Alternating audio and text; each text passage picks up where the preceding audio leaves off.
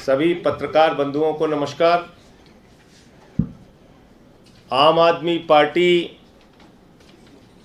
अरविंद केजरीवाल जी 3 बार दिल्ली का चुनाव जीतते हैं। एक बार नहीं, 3 बार दिल्ली में भारतीय जनता पार्टी को धूल चटाने का काम करते हैं। पंजाब गए, वहां आम आदमी पार्टी जीती, प्रचंड बहुमत के साथ आम आदमी पार्टी जीती। दिल्ली और पंजाब जीतने के बाद अरविंद केजरीवाल जी की लोकप्रियता पूरे देश में बढ़ रही है।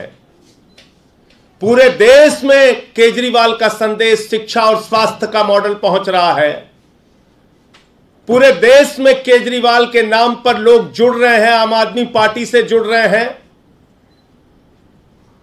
अभी 2 दिन पहले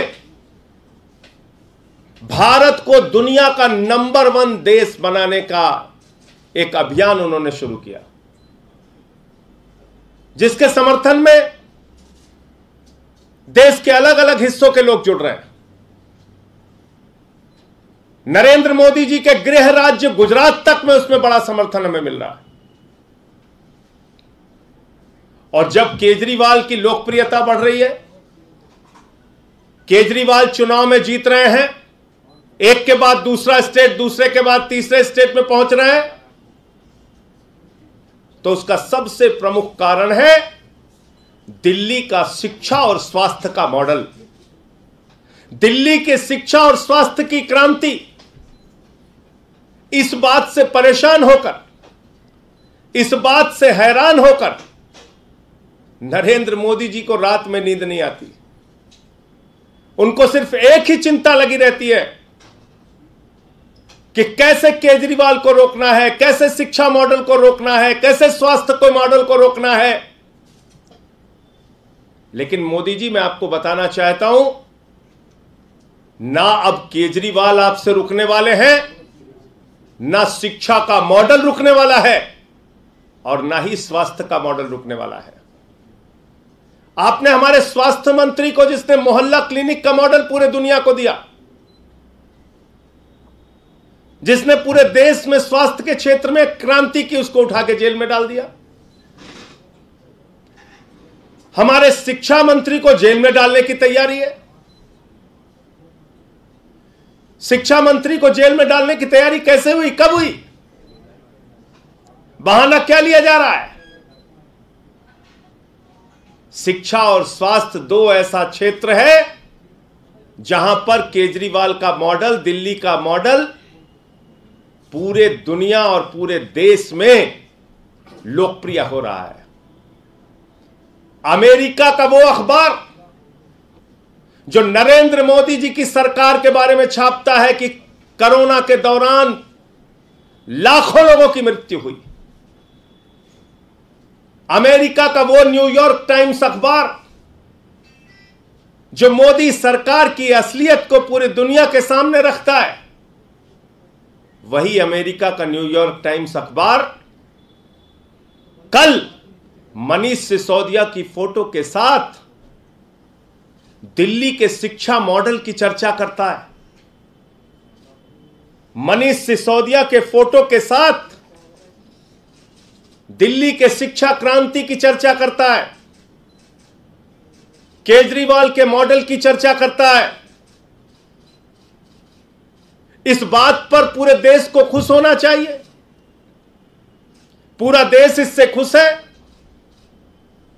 कि आज पूरे दुनिया में मनीष सिसोदिया की चर्चा हो रही है, पूरे दुनिया में उनके शिक्षा क्रांति की चर्चा हो रही है, पूरे दुनिया में केजरीवाल मॉडल की सराहना हो रही है। लेकिन शर्म आती है, हमारे देश के प्रधानमंत्री की सोच इतने छोटे स्तर की सोच है कि दूसरे दिन ही वो मनीष सिसोदिया के घर पे सीबीआई भेज देते हैं। उनको खुश होना चाहिए था कि मनीष सिसोदिया के शिक्षा मॉडल की चर्चा आज पूरी दुनिया में हो रही है, लेकिन वो बौखलाकर दूसरे दिन सीबीआई का छापा डलवा देते हैं। और मसला शराब नीति नहीं है, याद रखिएगा। मकसद शराब नीति की जांच कराना नहीं है, याद रखिएगा। किसी को गलतफहमी हो तो अपने दिमाग से दूर कर लीजिए। मकसद एक ही है, अरविंद केजरीवाल की बढ़ती लोकप्रियता को रोकना। अगर शराब नीति मसला होता, अगर शराब मुद्दा होता, तो सबसे पहली जांच गुजरात के अंदर भारतीय जनता पार्टी के जो नेता नकली शराब बनाते हैं, जहरीली शराब बनाते हैं, सैकड़ों लोगों की जान चली जाती है वो जहरीली शराब बनाकर, तो जांच तो उनके खिलाफ होनी चाहिए थी। जांच की शुरुआत तो उनके खिलाफ होनी चाहिए थी। उनके खिलाफ कोई ईडी, कोई सीबीआई, किसी एजेंसी ने कोई जांच की? तो इसलिए शराब मुद्दा नहीं है, मुद्दा है अरविंद केजरीवाल की मॉडल को, शिक्षा के, स्वास्थ्य के मॉडल को रोकना, दिल्ली के मॉडल को रोकना। लेकिन मैं मोदी जी आपसे बहुत साफ तौर पे कहना चाहता हूं, अपनी इस छोटी सोच से बाहर आइए, बड़े मन से काम कीजिए। अब केजरीवाल आपसे रुकने वाले नहीं है, दिल्ली का शिक्षा मॉडल आपसे रुकने वाला नहीं है, स्वास्थ्य का मॉडल रुकने वाला नहीं है। पहले भी आपने सैकड़ों प्रयास किए हैं, अब भी कर लीजिए। पहले भी आपने मुख्यमंत्री के दफ्तर पे सीबीआई का छापा मारा है, क्या निकला? आज तक कुछ नहीं निकला। मनीष सिसोदिया पे सीबीआई का छापा मार चुके हैं, क्या निकला? कुछ नहीं निकला। हमारे 40-40 विधायकों को पकड़ के जेल में डाला, कुछ क्या निकला? कुछ नहीं निकला। अब रोज सीबीआई ईडी, इन एजेंसियों को, दिल्ली पुलिस, इनको आपने मजाक बना रखा है। कराइए जांच, और हम तो स्वागत करते हैं, आप जांच कराइए जितनी जांच करा सकते हैं। न पहले कुछ निकला, ना अब कुछ निकलेगा। आपका चेहरा जरूर पूरे देश के सामने बेनकाब होगा। यह मैं बीजेपी और नरेंद्र मोदी जी से कहना चाहता हूं। मुझे इतनी बात कहनी थी। आपका कोई प्रश्न हो तो आप पूछ सकते हैं। संजय जी, मनीष जी के यहाँ पे जो सीबीआई का रेड पड़ा है वो शराब नीति को लेकर, दिल्ली एक्साइज पॉलिसी की। आप तमाम बातें कर रहे हैं, लेकिन उस पॉलिसी के अंदर में जो आरोप लगा है कि शराब कारोबारियों को मुनाफा पहुंचाया गया, 144.36 करोड़ का जो फीस है माफ किया गया, नीतियों के अगेंस्ट जाके काम हुआ, ये सब कुछ पब्लिक, इन सारी बातों पर 1000 बार जवाब दे चुके हैं हम लोग। इन सारी बातों का जवाब मनीष सिसोदिया जी दे चुके हैं, पूरी पार्टी दे चुकी है। मैं आपसे पूछ तो रहा हूं, अगर शराब मुद्दा है तो गुजरात में जांच क्यों नहीं होनी चाहिए? जहां पे जहरीली शराब से बीजेपी नेताओं ने, एक जिला पंचायत का सदस्य पकड़ा गया था भाजपा का, जिसके घर में जहरीली शराब, नकली शराब बन रही थी। क्या कार्रवाई हुई ईडी सीबीआई की? क्या कार्रवाई होती है बीजेपी नेताओं पर ईडी सीबीआई की? येदियुरप्पा जेल गया। हेमंत विश्व शर्मा पे जो जांच चल रही थी, वो जांच में कुछ निकला? क्या निकला बताइए? नीरव मोदी, मेहुल चौकसी 20,000 करोड़ लूट के भाग गए, कुछ हुआ? 9,000 करोड़ विजय माल्या लूट के भाग गए, कुछ हुआ? जल जीवन मिशन का हजारों करोड़ का भ्रष्टाचार हमने खोला था उत्तर प्रदेश के अंदर, कुछ हुआ? 42,000 करोड़ का डीएचएफएल ने घोटाला कर रखा है, 29 करोड़ रुपए चंदा दिया है बीजेपी को, उसने कुछ हुआ? मैं आपको फिर दोहरा रहा हूं, मकसद इनका बहुत साफ है, अरविंद केजरीवाल की बढ़ती लोकप्रियता को रोकना। मकसद इनका बहुत साफ है, शिक्षा और स्वास्थ्य का जो मॉडल आज पूरे देश में लोकप्रिय हो रहा है, पूरी दुनिया में लोकप्रिय हो रहा है, उसको बदनाम करना। इसी मामले वो उसमें कामयाब उनको मिलेगी नहीं। इसी मामले में विजिलेंस इंक्वायरी भी हुई थी सर, 11 अधिकारियों के खिलाफ कार्रवाई हुई थी जी। उसके बारे में पार्टी फैसला लेगी, क्या करना है, कैसे हम इस पे अपना जवाब देंगे।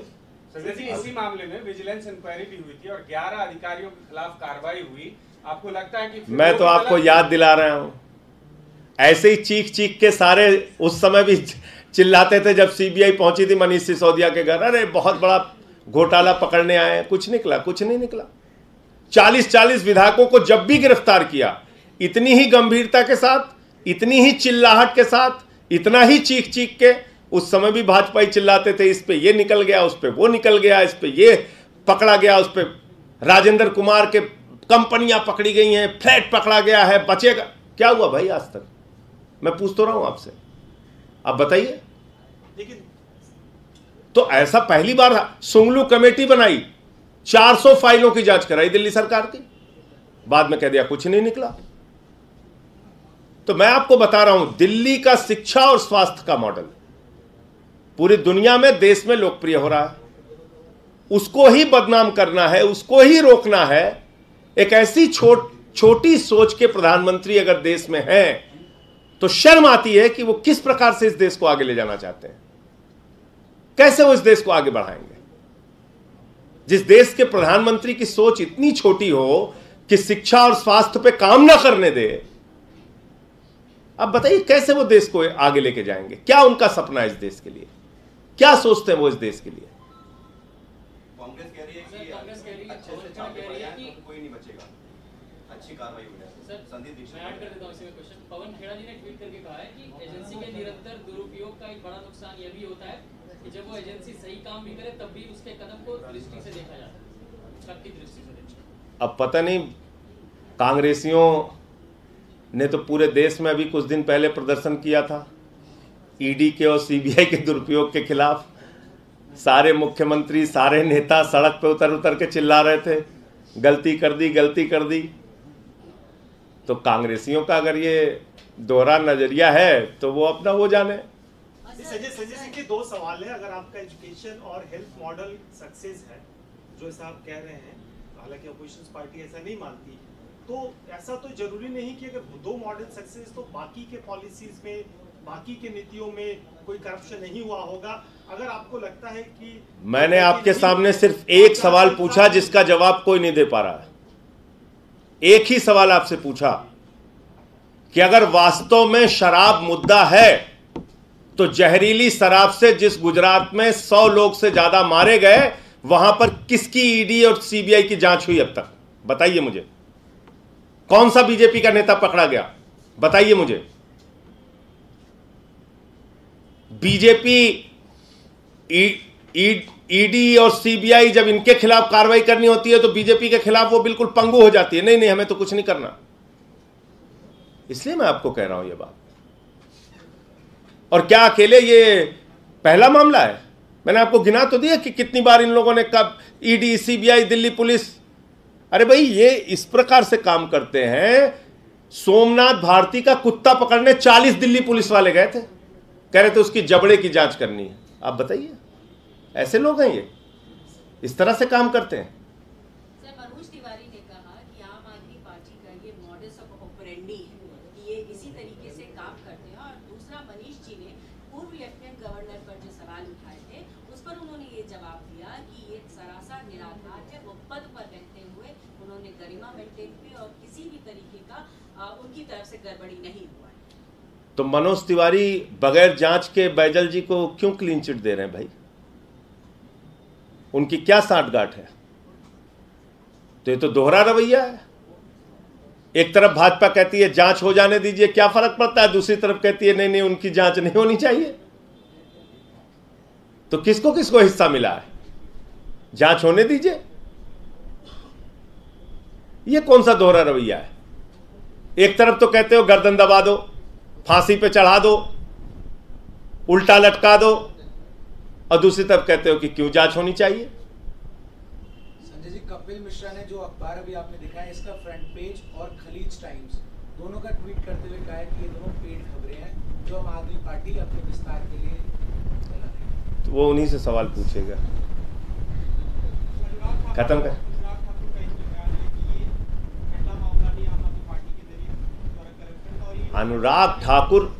अनुराग ठाकुर इस देश के मंत्री बने, यही सबसे बड़ी अफसोस की बात है। गोली मारो छाप नेता इस देश का मंत्री बना हुआ है, वो बयान दे रहा है, आप उसके बयान को गंभीरता से ले रहे हैं और मुझसे सवाल पूछ रहे हैं। वो सब गोली मारो छाप नेता हैं, उनकी बातों को मैं गंभीरता से नहीं लेता।